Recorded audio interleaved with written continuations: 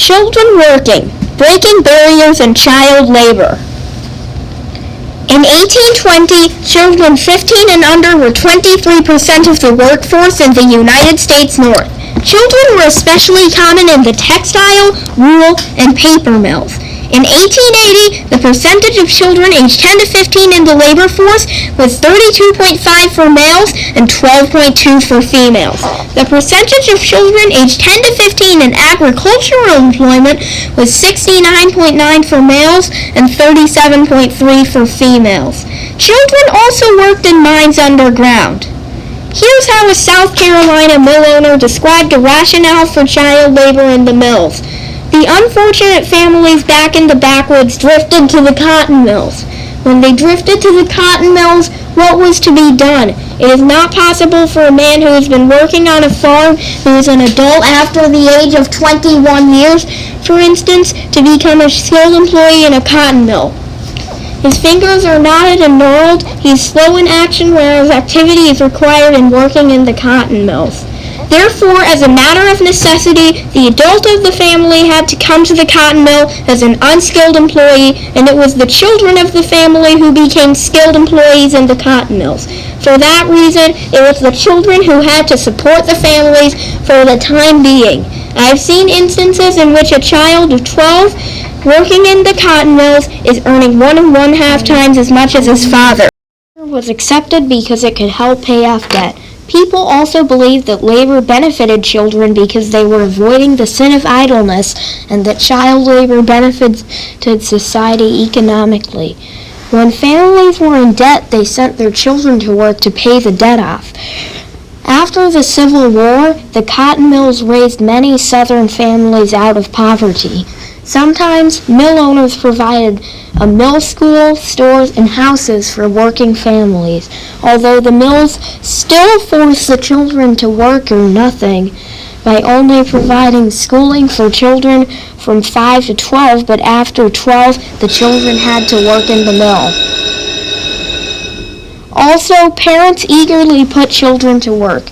A helper system allowed children younger than 10 to help their parents with work at the mill. The mill owner also welcomed child labor because it would allow children to familiarize themselves with their future work. Child labor was also welcomed in the mills because children could get into small spaces where adults could not fit, and they were easier to control. It was also harder for children to go on strike or organize unions for the purpose of protesting against the conditions. Children were also made to work to prevent them from being a burden on society. An 1802 advertisement wanted children aged 8 to 12 for a cotton mill. In 1820, children were more than 40% of cotton mill workers. At 13, orphan boys were required to learn a trade while orphan girls did domestic work.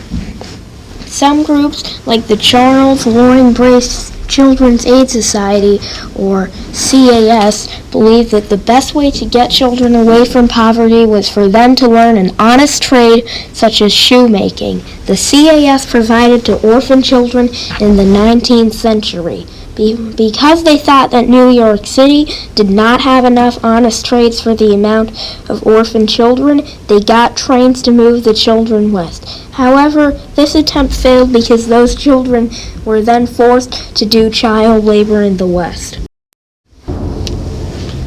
Children were harmed physically because of unsafe conditions in the factory, and the children were sometimes made to do strenuous work. For example, in 1874, 20 young girls, some 5 or younger, were killed in a fire at the granite mill. Breaker boys in coal mines were put in unsafe conditions where they could be mangled or killed. Spinners and doffers in cotton mills were in danger of getting harmed by unprotected gearing when they had to climb on the machines to get to the top row of bobbins because they weren't tall enough, or when their hair got caught in the machine.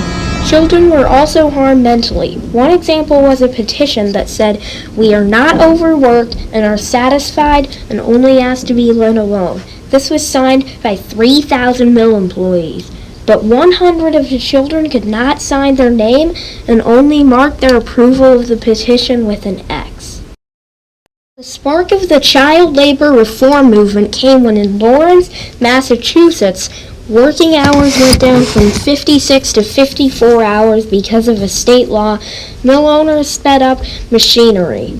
In protest, workers went on strike. Police and soldiers were later reported to have thrown children around like rags, and a 7-year-old was thrown into a wagon by police. By 1850, all New England states had child labor laws with age limits from 9 to 14. These laws were very limited because since most children did not know their age in the 19th and early 20th centuries, proof of age was very difficult. In 1874, 20 young girls, some 5 or younger, were killed in a fire at the granite mill. However, news focused on needing better fire safety measures for the mill instead of taking children out of the mills because they did not know what to do in a fire. This led 16 states to pass child labor laws. A man named Edgar Murphy founded the National Child Labor Committee, or NCLC, in 1904. During a strike, Mary, or Mother Jones, assembled children who worked at the mill. The president ignored this protest against child labor because he believed, even though he had his heartfelt compassion for the children, he believed the states were in control of it. Child labor laws in states were weakly enforced, and only a few states had them. The NCLC protested against child labor and made a model bill. In 1906, Albert Beveridge introduced a bill that outlawed the sale of goods produced by children under 14. But instead of asking to pass the bill, Congress asked to provide funds to conduct studies on the conditions of working children. Around this time, Lewis Hine started taking pictures of child labor for the NCLC, breaking the harmful barrier of ignorance of child labor.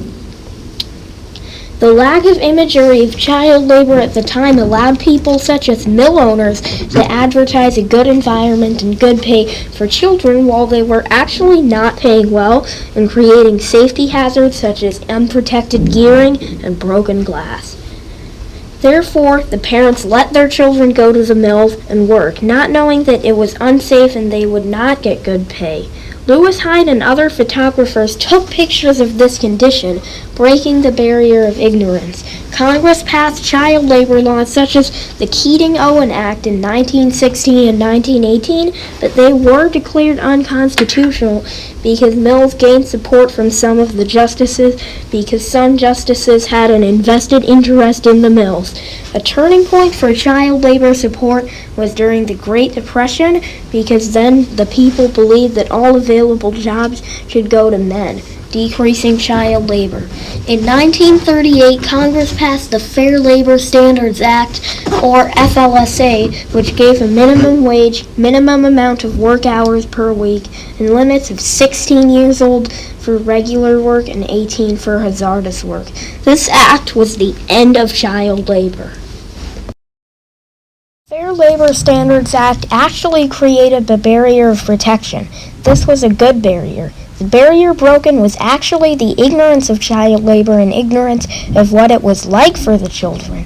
Groups like NCLC and imagery of their photographers brought this issue into discussion. The impact of the barrier of ignorance breaking was more and more of the people protesting, and finally, the Fair Labor Standards Act put the barrier of protection in place for the children, which ended child labor. Child labor sparked in World War II only because people believed they needed all the help they could get to win the war, even from children. However, child labor went back down after the war ended. Now, some children do service work such as babysitting and yard work when school is out of session.